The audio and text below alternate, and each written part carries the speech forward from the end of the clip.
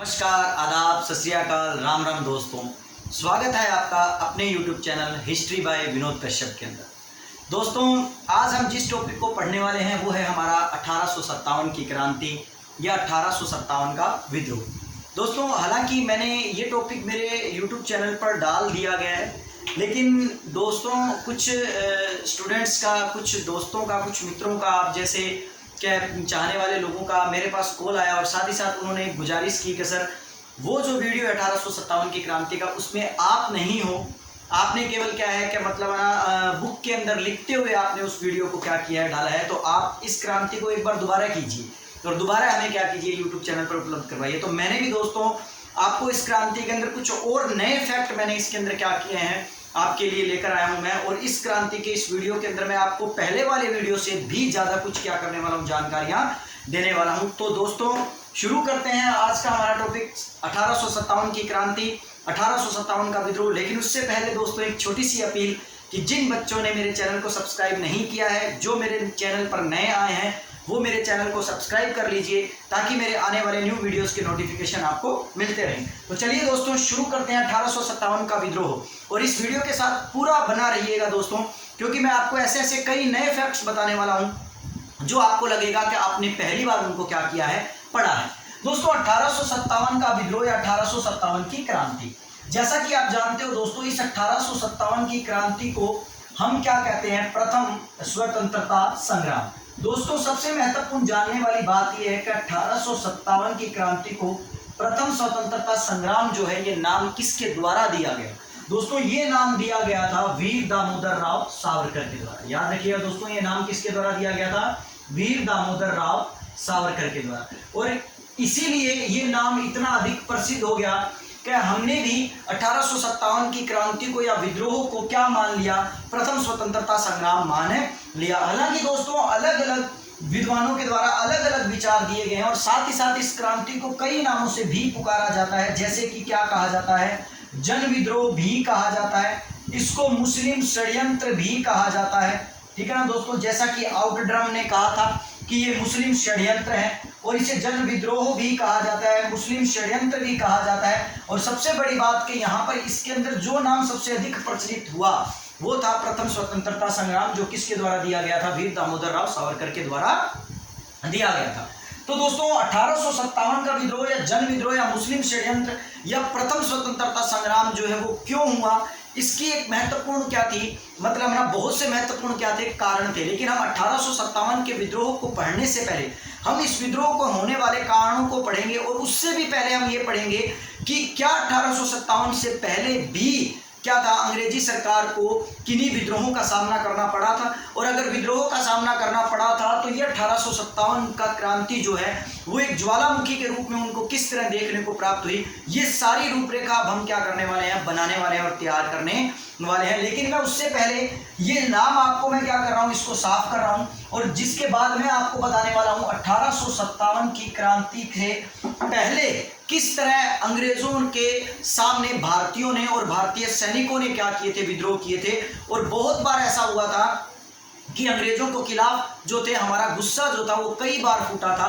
हम उन कारणों को जान लेते हैं जिन कारणों की वजह से उनको एक मोटिव प्राप्त हुआ, एक अच्छा महत्वपूर्ण कारण प्राप्त हुआ, और एक क्या हुआ, समय प्राप्त हुआ उनको, जिस समय में उन्होंने अंग्रेजों के विरुद्ध क्या हो गई, सब लोगों ने इकट्ठे होकर क्या की, ये क्रांति की। और शायद यही रीजन था कि सैनिकों के द्वारा की इस क्रांति में भाग लिया गया, आम जनता के द्वारा इस क्रांति में भाग लिया गया, सामंतों के द्वारा इस क्रांति में भाग लिया गया, यहाँ तक कि बहुत से शासकों के द्वारा भी इस क्रांति में भाग लिया गया। इसीलिए इस क्रांति को एक क्या कहा गया, प्रथम स्वतंत्रता संग्राम का क्या दिया गया, नाम दिया गया। तो चलिए दोस्तों हम सबसे पहले पढ़ेंगे 1857 के विद्रोह को पढ़ने से पहले हम पढ़ेंगे 1857 के विद्रोह से पहले, ठीक है ना, ऐसे कौन कौन से गुस्से थे, ऐसा कौन कौन से मतलब कारण फूटे थे जिनके कारण अंग्रेजों को भारतीय लोगों का क्या करना पड़ा था, सामना करना पड़ा था। तो मैं सबसे पहले आपको बताऊंगा 1764 की घटना। दोस्तों किसकी घटना, 1764 की, क्योंकि दोस्तों 1764 के अंदर एक लड़ाई लड़ी गई थी जिसका नाम क्या था, बक्सर का युद्ध। हालांकि दोस्तों मैं आपको प्लासी के युद्ध के बारे में नहीं बता रहा, क्योंकि प्लासी के युद्ध के अंदर अंग्रेजों को किसी प्रकार का विद्रोह का सामना नहीं करना पड़ा था। लेकिन आपको मैं बक्सर का युद्ध क्यों बता रहा हूं, उसका एक बहुत बड़ा रीजन है कि 1764 के अंदर एक बक्सर का युद्ध हुआ था, जो बक्सर का युद्ध तो किसके मध्य हुआ था, हेक्टर मुनरो, ठीक है ना, अंग्रेजी सरकार के मध्य और किसके मध्य हुआ था, मीर कासिम के मध्य हुआ था दोस्तों। Hector Munro versus Mir Qasim के मध्य हुआ था। कहते हैं कि अंग्रेजी सरकार के द्वारा, ब्रिटिश ईस्ट इंडिया कंपनी के द्वारा मुनरो के नेतृत्व में एक सेना भेजी गई थी, जिस सेना के अंदर भारतीय जो थे वो भी बहुत अधिक मात्रा में थे। लेकिन जब ये लोग 1764 में बक्सर नामक स्थान पर पहुंचे और मुनरो की सेना और मीर कासिम की सेना जब आमने सामने थी, तो यहाँ पर आपको ये बात जाननी जरूरी है दोस्तों कि बहुत से सैनिक जो हेक्टर मुनरो की सेना में थे वो किन्हीं कारणों को लेकर, अंग्रेजी नीतियों को लेकर वो किसकी तरफ जा मिले थे, मीर कासिम की तरफ जा मिले थे। इसका मतलब अंग्रेजों को 1764 के अंदर ही, ठीक है ना, सैनिकों का क्या करना पड़ गया था, सैनिकों का मतलब ना विरोध का या विद्रोह का सामना क्या हो गया था, उनको पड़ गया था, या विद्रोह का सामना उनको देखना उन्होंने देख लिया था। तो इसलिए याद रखिए दोस्तों 1764 के अंदर ही वो ये जान गए थे कि अंग्रेजी सरकार की नीतियों से सैनिक क्या नहीं है, संतुष्ट नहीं है। लेकिन फिर भी अंग्रेजी सरकार ने किसी प्रकार का कोई कदम क्या नहीं किया, इस ओर नहीं उठाया। समय बदलता गया दोस्तों, और समय बदलने के साथ आगे चलकर हमारे पास समय जो है वो आ गया 1800 कब दोस्तों, 42 का समय आ गया। 1842 के अंदर फिर अंग्रेजों को एक ऐसा सामना करना पड़ा जो सामना बड़ा इंपॉर्टेंट था, और वो सामना क्या था दोस्तों, बर्मा को लेकर था। बर्मा क्या था दोस्तों, वो क्या था, कहते हैं कि अंग्रेजी सरकार के द्वारा सन 1842 के अंदर बर्मा युद्ध में क्या किया गया, एक टुकड़ी भेजी गई। जो टुकड़ी कौन सी थी, बर्मा युद्ध के अंदर 47वीं रेजिमेंट या 47वीं पैदल टुकड़ी थी। ठीक है दोस्तों, 47वीं पैदल टुकड़ी को क्या किया जाना था, बर्मा में जाकर लड़ाई करनी थी। बर्मा के अंदर अंग्रेजों की तरफ से क्या करना था, उनको लड़ाई करनी थी। लेकिन कहते हैं कि इस 47वीं पैदल टुकड़ी ने बर्मा के अंदर क्या कर दिया था, विरोध कर दिया था, विद्रोह कर दिया था। और वो विद्रोह का सबसे बड़ा मुख्य कारण था वेतन को लेकर और भत्ते को लेकर। क्योंकि इसके बारे में दोस्तों मैं आपको खुल के आगे कारणों में बताऊंगा, क्योंकि ये तो केवल एक क्या है, 1857 की क्रांति के कारण नहीं है। 1857 की क्रांति के विद्रोह से पूर्व जो लोग गुस्सा हुए थे, और इसी गुस्से को एक छोटी सी चिंगारी के रूप में अंग्रेजों ने देखा था, लेकिन ये आगे चलकर एक ज्वालामुखी की तरह क्या हो गया, फटकर उनको देखने को मिला उन्हें। इसीलिए याद रखिएगा दोस्तों, हम केवल उन बातों को पढ़ रहे हैं, ये कारण नहीं है, उन बातों को पढ़ रहे हैं जिससे वो चिंगारी जो है वो ज्वालामुखी के रूप में क्या हो गई, हमें देखने को मिली थी। चलिए दोस्तों, फिर उसके बाद हम तीसरी घटना पढ़ते हैं सन 1844 की। 1842 के अंदर वेतन भत्तों को लेकर 47वीं पैदल टुकड़ी ने विरोध किया। उसके बावजूद भी अंग्रेजी सेना नहीं संभली, और देखिए 1844 में फिर उन्हें विद्रोह का सामना करना पड़ा। यहां पर याद रखिएगा दोस्तों, 1844 में 34वीं रेजिमेंट और 64वीं रेजिमेंट, याद रखिएगा दोस्तों, ये किसी छावनी से रिलेटेड नहीं है, ये केवल और केवल अंग्रेजी सरकार की मेन क्या है, मतलब सेना से लेकर है। तो 34वीं नेटिव इन्फेंट्री या 34वीं रेजिमेंट और 64वीं रेजिमेंट, या और एक चीज और याद रखिए दोस्तों, 1857 की क्रांति जब हम पढ़ते हैं तो मंगल पांडे का नाम पढ़ते हैं, तो याद रखिएगा मंगल पांडे भी बैरकपुर की छावनी की कौन सी रेजिमेंट का सिपाही था, 34वीं रेजिमेंट का ही सिपाही था, 34वीं नेटिव इन्फेंट्री का ही क्या था, वो सिपाही था। तो मैं बता रहा हूं 1844 के अंदर 34वीं नेटिव इन्फेंट्री और 64वीं नेटिव इन्फेंट्री ने भी अपने उचित भत्तों को लेकर क्या कर दिया था, सिंध अभियान की ओर जाने से मना कर दिया था। जब क्या था, अंग्रेजी सरकार सिंध अभियान पर भारतीय सैनिकों को भेज रही थी, तो उस वक्त सिंध अभियान में जाने के लिए 34वीं रेजिमेंट और 64वीं रेजिमेंट ने विद्रोह कर दिया, अर्थात उनका विरोध किया और उन्होंने जाने से मना कर दिया, और ये कह दिया कि आप हमें ढंग से वेतन नहीं दे रहे हो, आप हमें उचित भत्ते नहीं दे रहे हो, इसीलिए हम नहीं जाएंगे। अब आप सोचोगे दोस्तों कि बार बार वेतन और भत्तों की बात क्यों आ रही है, तो मैं चलो यही आपको बता देता हूं, ताकि आपको ये बात क्या हो जाए, क्लियर हो जाए कि दोस्तों भारतीय जो सैनिक थे, उन भारतीय सैनिकों को अंग्रेजी सरकार जो थी वेतन कम दिया करती थी, और उनको भत्तों के रूप में भी पैसा क्या मिला करता था, कम मिला करता था। जबकि अंग्रेजी सैनिक जो थे, जो भारतीय सैनिकों के बराबर ही पोस्ट पर विद्यमान थे, उनको सैलरी जो थी वो अधिक दी जाती थी, उनको सुविधाएं अधिक दी जाती थी, उनको भत्ते अधिक दिए जाते थे। और शायद यही रीजन था कि भारतीय सैनिकों में रोष उत्पन्न हो रहा था, और बार बार भारतीय सैनिक अंग्रेजी सरकार के विरुद्ध क्या कर रहे थे, आवाज उठा रहे थे। लेकिन कहते हैं ना कि गूंगी बहरी सरकार को धमाकों की आवाज सुनाई देती है, और ये धमाका जो था 1857 के विद्रोह के रूप में, इतने बड़े एटम बम के रूप में फूटा कि अंग्रेजी सरकार जो है एक बार तो क्या हो गई, बहरी हो गई। तो इसलिए याद रखिए दोस्तों, ये वो कारण है जो हम उनको पढ़ रहे हैं जो 1857 की क्रांति से क्या हुए थे, पहले हमें देखने को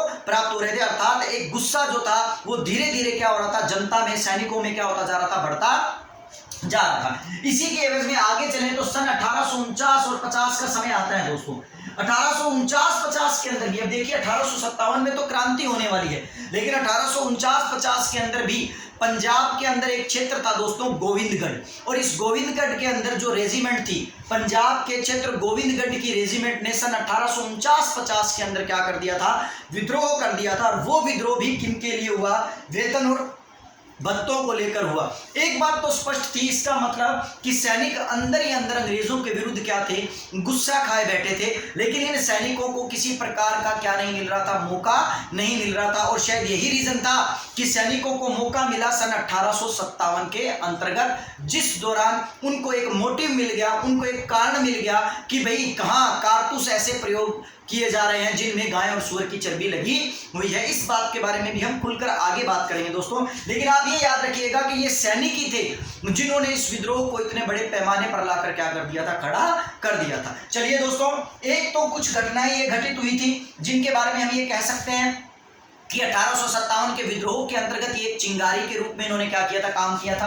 अब मैं 1857 के विद्रोह के कुछ कारणों को भी ले लेता हूं, जो इंपॉर्टेंट कारण है, जिनमें हम कुछ कारण पढ़ते हैं, जिनमें देसी राजाओं ने अंग्रेजी सरकार का क्या करना शुरू कर दिया था, विरोध करना शुरू कर दिया था। सामंत वर्ग जो था उसने अंग्रेजी सरकार का, कंपनी का क्या करना शुरू कर दिया था, विरोध करना शुरू कर दिया था। दोस्तों 1857 का सबसे इंपॉर्टेंट कारण क्या माना जाता है, सबसे इंपॉर्टेंट कारण माना जाता है तंजौर व कर्नाटक नामक जो क्षेत्र है ना दोस्तों, इन तंजौर व कर्नाटक नामक क्षेत्रों के नवाब जो थे, उन नवाबों के की क्या छीन ली गई थी, उन नवाबों की अंग्रेजी सरकार के द्वारा क्या छीन ली गई थी, सारी की सारी क्या छीन ली गई थी, उपाधियां छीन ली गई थी, उनकी उपाधियां जब्त कर ली गई थी। तंजौर और कर्नाटक के नवाबों की उपाधियां जो थी वो जब्त कर ली गई थी। एक कारण सबसे इंपॉर्टेंट यह था कि तंजौर और कर्नाटक के जो नवाब थे वो इनके विरुद्ध होने लगे और इस तरह दक्षिण में उनके खिलाफ एक माहौल बनने लगा दोस्तों। ये माहौल जो है हमें क्या दिखाई देता है, 1857 की क्रांति के रूप में दिखाई देता है। दूसरी सबसे बड़ी इंपॉर्टेंट बात 1857 की, दूसरी सबसे बड़ी इंपॉर्टेंट बात है दोस्तों कि नाना साहेब और बहादुर शाह जफर, इन दोनों की दोस्तों पेंशन जो थी अंग्रेजी सरकार के द्वारा क्या कर दी गई थी, नाना साहब और बहादुर शाह जफर की जो पेंशन जो थी वो क्या कर दी गई थी, अंग्रेजी सरकार के द्वारा बंद कर दी गई थी। या भूतपूर्व पेशवा जो नाना साहेब थे उनकी पेंशन को क्या कर लिया था, इन्होंने जब्त कर लिया था। और यही रीजन था जिसके कारण बहादुर शाह जफर और नाना साहब ने अपनी पेंशन से की बात करने के लिए लंदन के अंदर अजीमुल्ला को और सतारा के अपदस्थ प्रधानमंत्री, ठीक है ना, रांगोजी बापू को लंदन भेजा था दोस्तों। और यही लंदन जाकर इन दोनों ने क्या की थी, क्रांति की योजना को क्या किया था, अंजाम दिया था।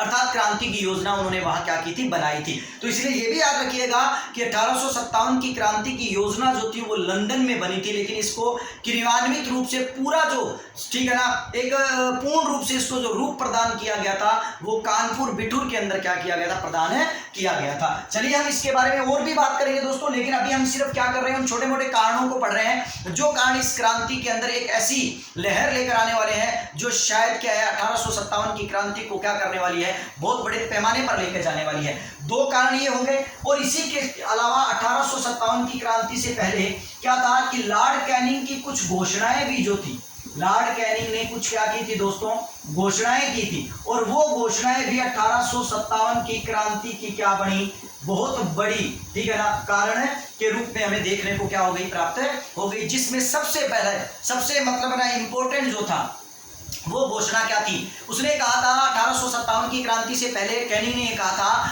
कि प्रत्येक नए रंगरूट को, रंगरूट का मतलब प्रत्येक नए सैनिक को जो भी अंग्रेजी सरकार में ब्रिटिश ईस्ट इंडिया कंपनी की सेना में भर्ती होता है, प्रत्येक रंगरूट को समुद्र पार क्या करना पड़ेगा, ब्रिटिश प्रदेशों के अंतर्गत, अर्थात ब्रिटिश प्रदेशों में क्या करनी पड़ेगी, सेवा देनी पड़ेगी, उन्हें समुद्र पार जाकर क्या करनी पड़ेगी, नौकरी करनी पड़ेगी। ये उसने अनिवार्य कर दिया था। किसने कर दिया था दोस्तों, लॉर्ड कैनिंग ने कर दिया था। और आप जानते हो दोस्तों, भारतीय समाज के अनुसार, अर्थात उस वक्त हिंदू समाज के अंदर एक प्रथा थी कि यदि हम सात समुद्र पार जाते हैं या अपने देश को छोड़कर समुद्र से पार जाकर नौकरी करते हैं, तो इससे क्या माना जाता था, धर्म भ्रष्ट माना जाता था। लेकिन क्या था, लॉर्ड कैनिंग ने इस बात को लेकर ये कह दिया कि आपको नौकरी करनी है तो अनिवार्य रूप से आपको बाहर जाकर एक बार क्या करना पड़ेगा, ब्रिटिश सरकार की सेवा करनी पड़ेगी, जिसके कारण बहुत से सैनिक जो थे वो अंग्रेजी सरकार के क्या हो गए थे, खिलाफ हो गए थे। तो सबसे बड़ा इंपॉर्टेंट कार्य ये कर दिया गया था। दूसरा, लॉर्ड कैनिंग ने ही, याद रखिएगा दोस्तों, वो कारतूस जो थे, जो चर्बी वाले कारतूस थे, उन कारतूसों का प्रयोग अनिवार्य कर दिया था। कारतूसों का प्रयोग जो था वो क्या कर दिया था, लॉर्ड कैनिंग के द्वारा क्या कर दिया गया था, अनिवार्य कर दिया गया था कि कोई भी सैनिक जो है वो सैनिक इन कारतूसों के प्रयोग से नहीं अछूता रह सकता। उनको इन कारतूसों का क्या करना पड़ेगा, अनिवार्य रूप से प्रयोग करना ही करना पड़ेगा, जिसके कारण लॉर्ड कैनिंग की ये घोषणाएं जो थी सैनिकों के अंदर क्या करने वाली थी, एक विद्रोह को उत्पन्न करने वाली थी। और यही विद्रोह हमें 1857 के रूप में देखने को क्या होता है, हमें प्राप्त होता है। लेकिन इसके अलावा दोस्तों मैं 1857 की क्रांति के कुछ छोटे मोटे कुछ और कारण बताता हूं। छोटे मोटे का मतलब कुछ ऐसे कारण जो कि सामंतों से जुड़े हुए हैं। वो सामंतों से क्या जुड़े हुए हैं दोस्तों, कि बंबई के अंदर, याद रखिए दोस्तों, किस प्रांत में, बंबई में। बंबई में दोस्तों एक कमीशन बिठाया गया था, जिस कमीशन का नाम था इनाम कमीशन।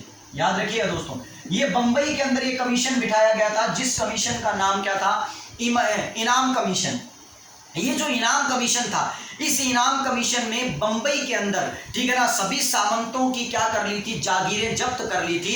और इन्हीं के द्वारा क्या किया गया था, सामंतों का शोषण किया जाने लगा बंबई के अंदर, जिसके कारण इनाम कमीशन की इस मतलब ना जो नीति के कारण क्या था, सामंत वर्ग जो था वो किसके विरुद्ध हो गया था, अंग्रेजी सरकार के क्या हो गया था, विरुद्ध हो गया था। और इसके अलावा 1857 के अंदर एक कारण और आता है दोस्तों, कि 1856 के अंदर अंग्रेजी सरकार के द्वारा एक अधिनियम लगाया गया था, जो अधिनियम क्या था, धार्मिक निर्योग्यता का अधिनियम। निर्योग्यता का मतलब क्या होता है दोस्तों, मैं आपको बताऊंगा। धार्मिक निर्योग्यता का अधिनियम अंग्रेजी सरकार के द्वारा एक ऐसा अधिनियम लगाया गया, एक ऐसा कानून बनाया गया, जिस कानून के अंतर्गत उन्होंने ये कहा कि भाई जो लोग ईसाई हैं, ठीक है ना, और जो लोग हिंदू से ईसाई बनते हैं, उनके, ठीक है ना, पैतृक जागीर या पैतृक संपत्ति जो है उन्हीं को ही वापस मिलेगी।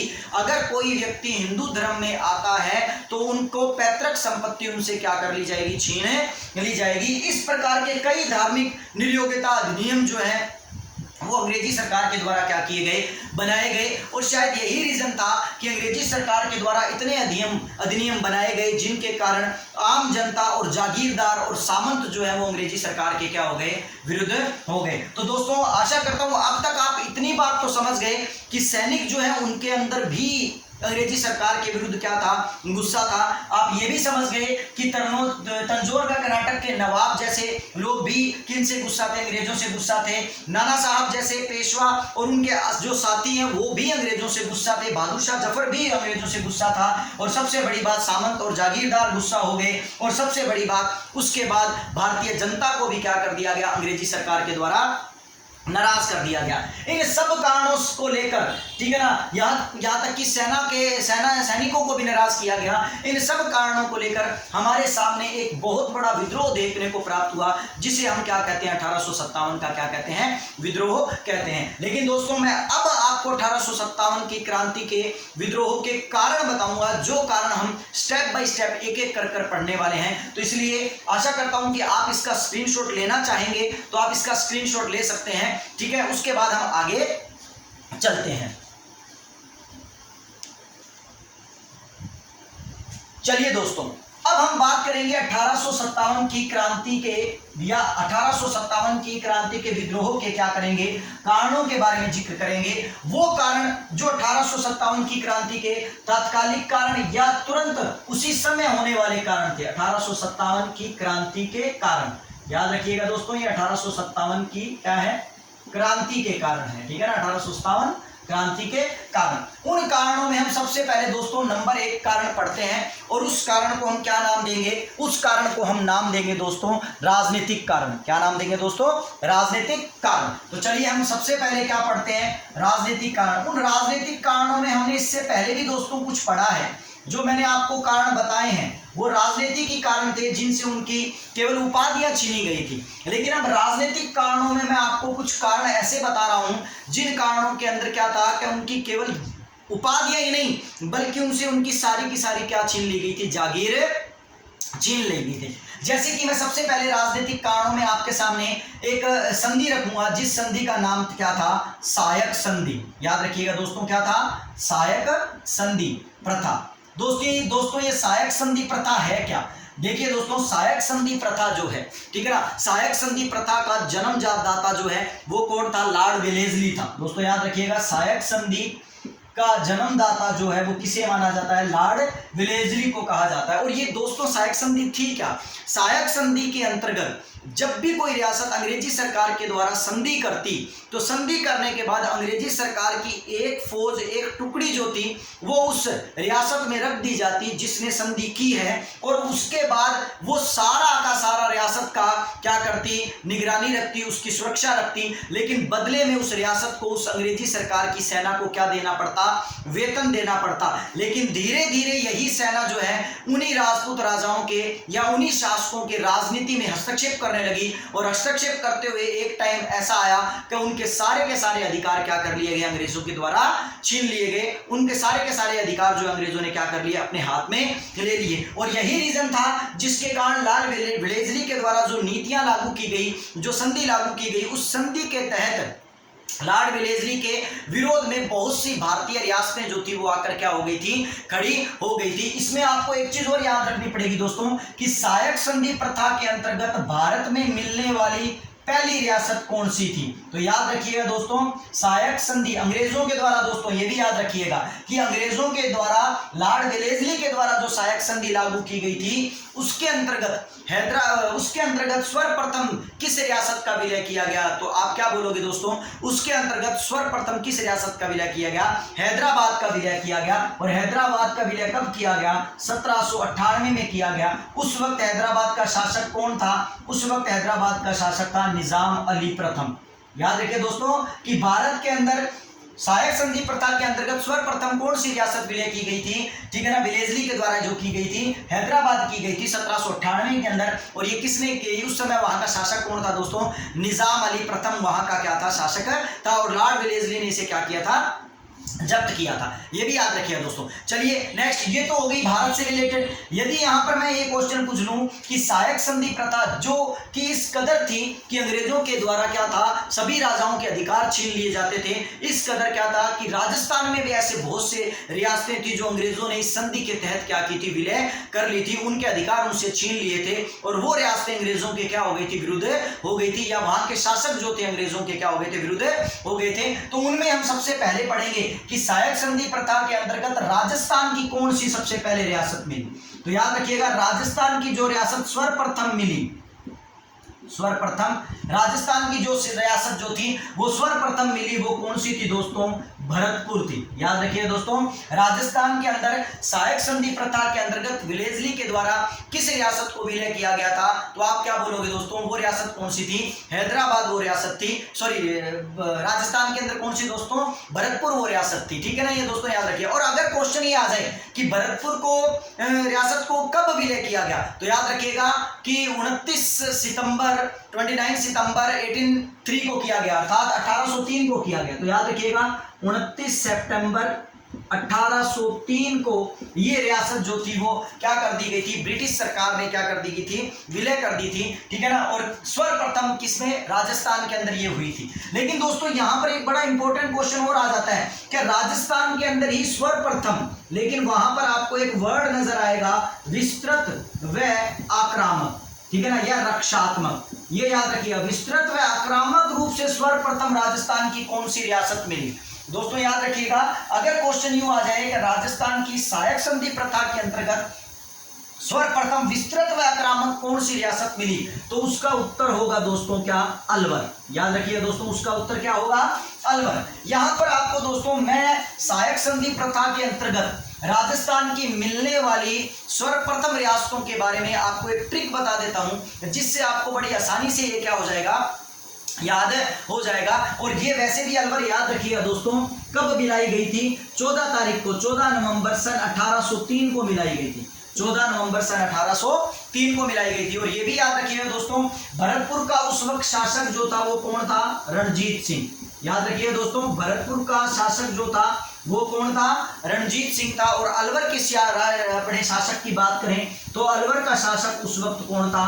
बख्तावर सिंह। याद रखिए दोस्तों, उस वक्त अलवर का शासक कौन था? बख्तावर सिंह। अब मैं आपको बता रहा था दोस्तों कि आपको सहायक संधि प्रथा के अंतर्गत राजस्थान की कौन सी रियासत सबसे पहले मिली और कौन सी रियासत सबसे पहले विस्तृत व आक्रामक रूप से मिली। अगर इस प्रकार याद करना है तो आपको एक सूत्र याद रखना पड़ेगा दोस्तों, जो मैं आपको पिछले वीडियो में भी आपको दे चुका हूं। और वो सूत्र क्या है दोस्तों? संभल। कि अंग्रेजी सरकार की सहायता लेने के लिए आप क्या करो? संभलो। अर्थात सहायक संधि करते हुए आप क्या करो? संभलो। तो से दोस्तों क्या बन जाता है? सहायक संधि प्रथा। क्या बन जाता है? सहायक संधि प्रथा। और आप समझ गए होंगे कि भय से क्या बनता है दोस्तों? भरतपुर। और अल से क्या बनता है दोस्तों?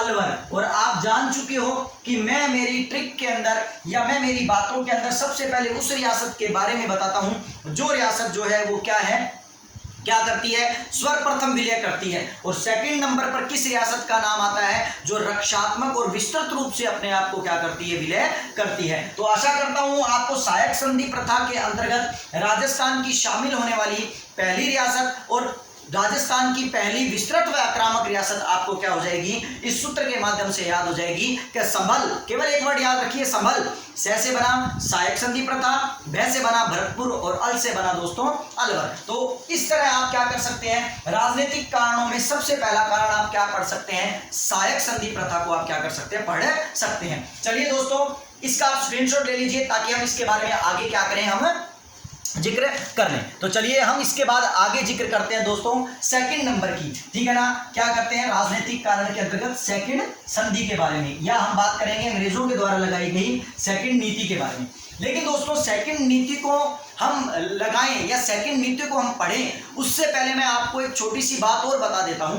वो बात क्या है दोस्तों? थोड़ा सा ध्यान रखिएगा। वो राजनीतिक कारणों के अंतर्गत तो नहीं आती है, लेकिन मैं आपको यहां पर यह बात बतानी बहुत जरूरी है। क्यों बतानी जरूरी है?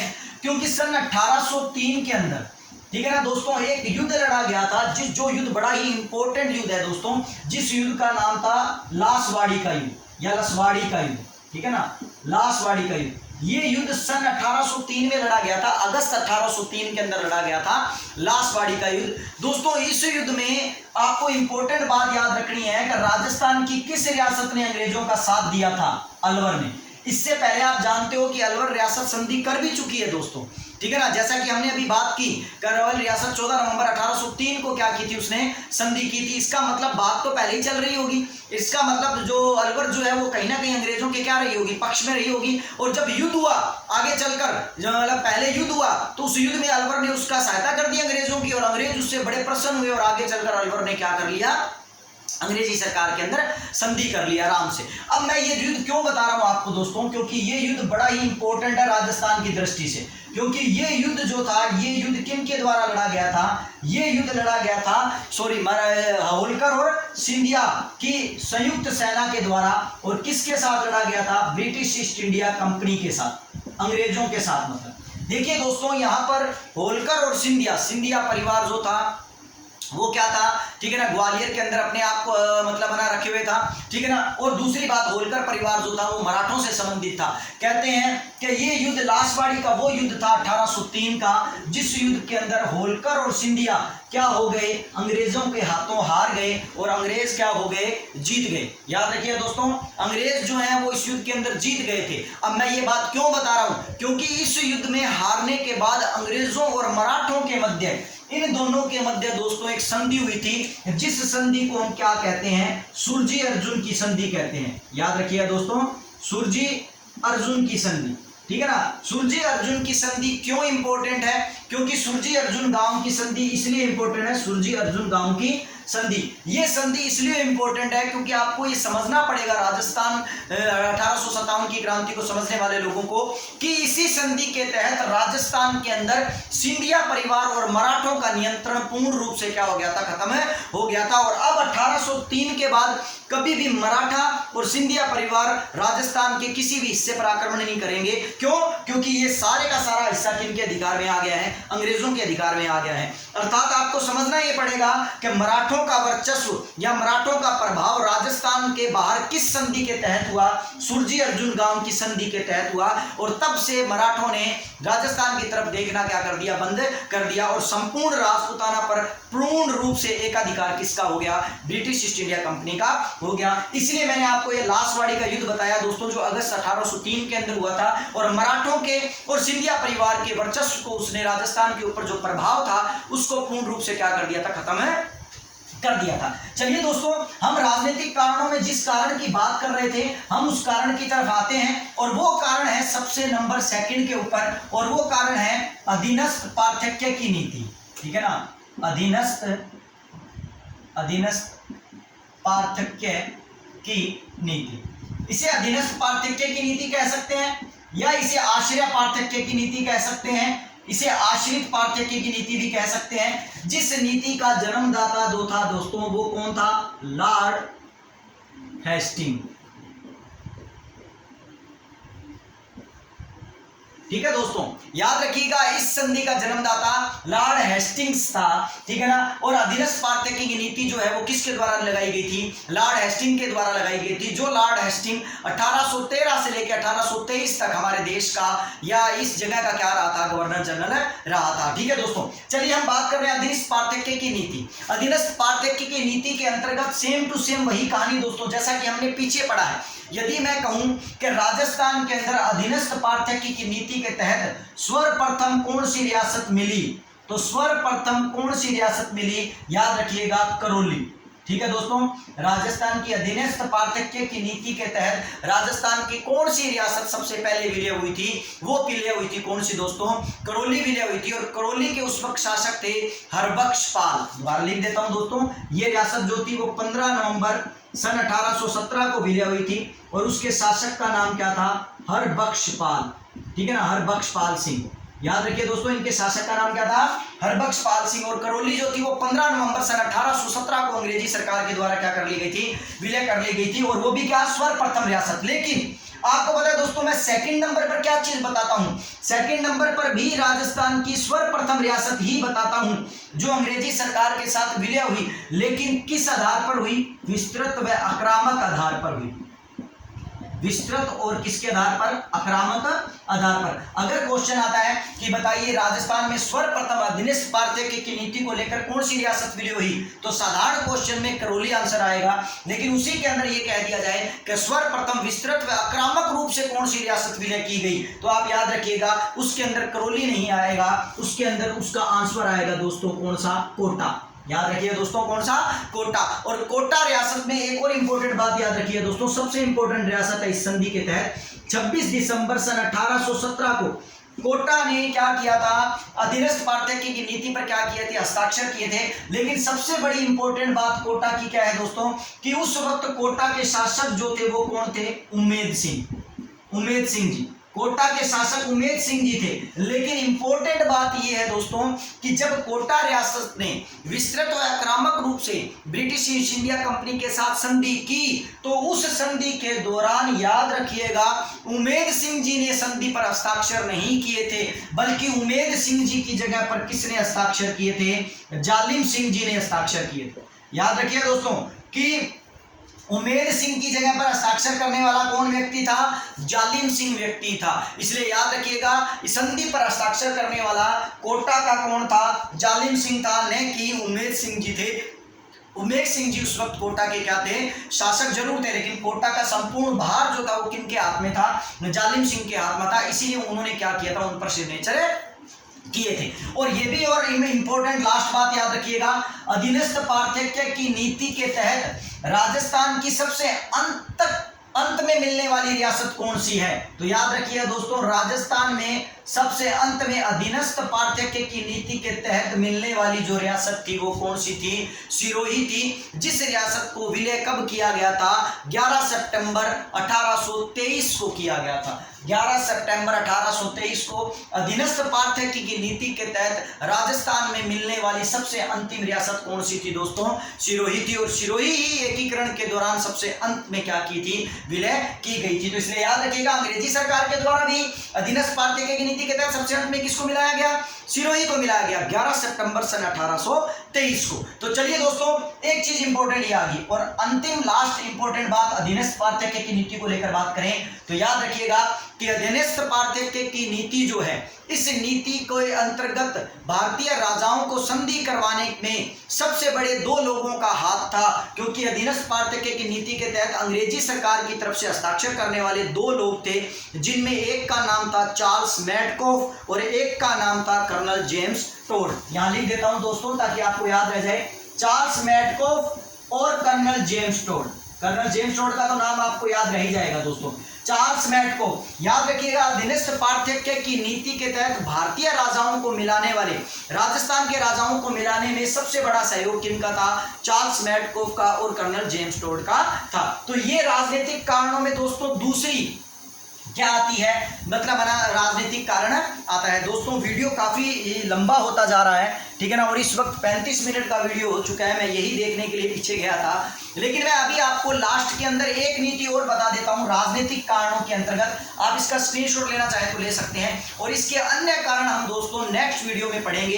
1857 की क्रांति के बेहतरीन फैक्टों को डालूंगा, चाहे ये 3 पार्ट में बने चाहे 4 पार्ट में बने, लेकिन इनके चारों पार्टों को आप पूरा देखिए। आपको 1857 की क्रांति कहीं भी किसी भी जगह पर पढ़ने की और देखने की आवश्यकता नहीं पड़ेगी। यहां तक कि बड़े से बड़े एग्जाम में आपको सारे फैक्ट इसी क्या है मेरे मतलब चैनल पे आपको क्या हो जाएंगे, मिल जाएंगे। तो चलिए दोस्तों, हम बात कर रहे हैं राजनीतिक कारणों के अंदर अंतिम कारण की, अर्थात तीसरा अंतिम कारण जिसको हम बात करेंगे राजनीतिक कारणों के अंतर्गत, और वो थी, ठीक है ना, लॉर्ड डलहौजी की कौन सी नीति? हड़प नीति। हड़प नीति, विलय की नीति, ठीक है ना, या हम इसे क्या कहते हैं, ठीक है ना, क्या बोलते हैं? व्यपगत सिद्धांत। व्यपगत सिद्धांत, व्यपगत सिद्धांत को ही अंग्रेजी में बोला जाता है डॉक्ट्रिन ऑफ लेप्सेस। डॉक्ट्रिन ऑफ लेप्सेस, ठीक है दोस्तों, डॉक्ट्रिन ऑफ लेप्सेस, हड़प नीति, व्यपगत सिद्धांत, जिसका प्रतिपादक कौन था? लॉर्ड डलहौजी।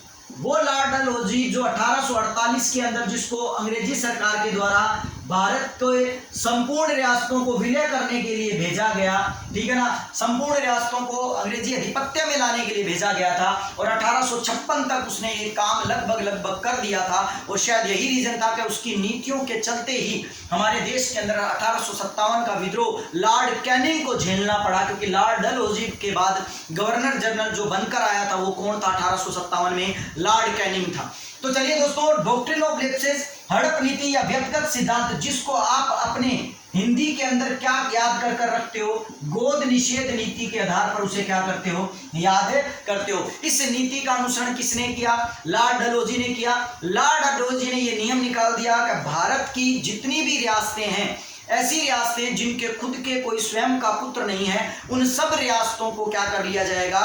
उनके मुख्य राजा के मरने के बाद ब्रिटिश साम्राज्य में क्या कर लिया जाएगा? मिला लिया जाएगा। इस तरह का नियम किसके द्वारा निकाला गया? लॉर्ड डलहौजी के द्वारा निकाला गया। और इसीलिए लॉर्ड डलहौजी की नीति जो थी भारतीय राजाओं को पसंद नहीं आई, और भारतीय राजाओं के अंदर सबसे महत्वपूर्ण विरोध इस नीति का अगर किसी ने किया तो वो सतारा प्रदेश था, उसके बाद झांसी था। बहुत ऐसे प्रदेश थे जिन्होंने इस नीति का क्या किया था? बहुत बड़े पैमाने पर क्या किया था? विरोध किया था। लेकिन हमें यहाँ समझना यह है कि लॉर्ड डलहौजी के द्वारा हड़प नीति के तहत या व्यपगत सिद्धांत के तहत या गोद निषेध नीति के तहत भारत की सर्वप्रथम कौन सी रियासत मिलाई गई थी? तो याद रखिएगा, लॉर्ड डलहौजी के द्वारा भारत की सर्वप्रथम कौन सी रियासत मिलाई गई थी?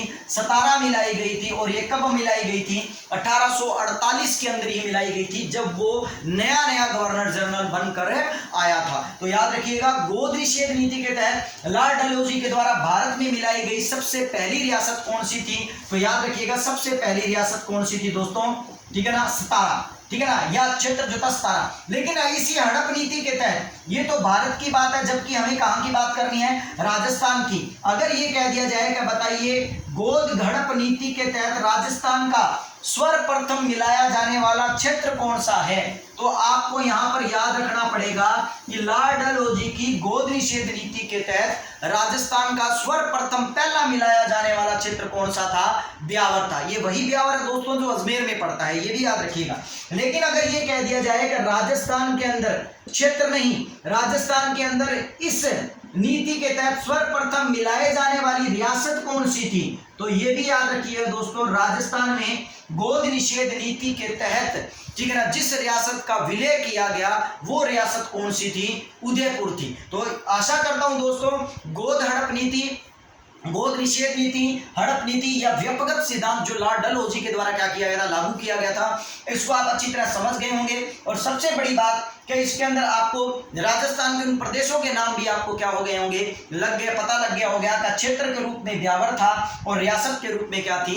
उदयपुर था। दोस्तों समय काफी हो चुका है और शायद इतना बड़ा वीडियो जो है वो बन गया है, जिसके कारण मेरे मोबाइल में ये वीडियो अपने आप कट जाएगा। इससे अच्छा ये वीडियो अपने आप कटे, मैं नेक्स्ट पार्ट के अंदर आगे के कारणों को लेकर चलूंगा। दोस्तों आशा करता हूं कि अब तक की दी गई जानकारी आपको बेहतरीन लगी होगी। यदि ये जानकारी मेरी आपको अच्छी लगी तो आप मेरे वीडियो को जरूर लाइक कीजिए और साथ ही साथ आप मुझे कमेंट बॉक्स में लिखकर भी मुझे बताइए कि हाँ जी सर, आप इस तरह की नए फैक्ट्स को आगे क्या करते रहें, चलाते रहें। आशा करता हूं ये वीडियो आपको अच्छा लगा होगा। यदि आपको ये वीडियो अच्छा लगे तो आप इसे लाइक और शेयर जरूर करें और साथ ही साथ अब आप अपने, ठीक है ना, सर या अपने मित्र विनोद कश्यप को इजाजत दीजिए। धन्यवाद दोस्तों, और मिलते हैं 1857 की क्रांति के पार्ट 2 के अंदर, जिसमें आपको मैं ये बताने वाला हूं कि किस तरह बंदूक जो थी, जो कि नई बंदूक कौन सी थी, पुरानी कौन सी थी, कारतूसों का निर्माण भारत के अंदर कहाँ किया जा रहा था, इन बंदूकों का सर्वप्रथम विरोध कहाँ किया गया, सब सर्वप्रथम इन बंदूकों का प्रयोग कहाँ किया गया, ये सारी बातें बताने वाला हूँ। साथ ही साथ ये भी बताने वाला हूँ कि किस तरह मंगल पांडे को अकेले को ही फांसी पर नहीं चढ़ाया गया था। मंगल पांडे अकेला ही नहीं था, बल्कि मंगल पांडे के साथ उसका एक मित्र और था, जिसने क्या किया था, बैरकपुर की छावनी के अंदर मंगल पांडे के साथ विरोध किया था। तो बने रहिए दोस्तों मेरे चैनल के साथ और 1857 की क्रांति का सेकंड पार्ट जरूर देखिएगा। और आज के लिए मैं आपसे इजाजत चाहूंगा। धन्यवाद दोस्तों।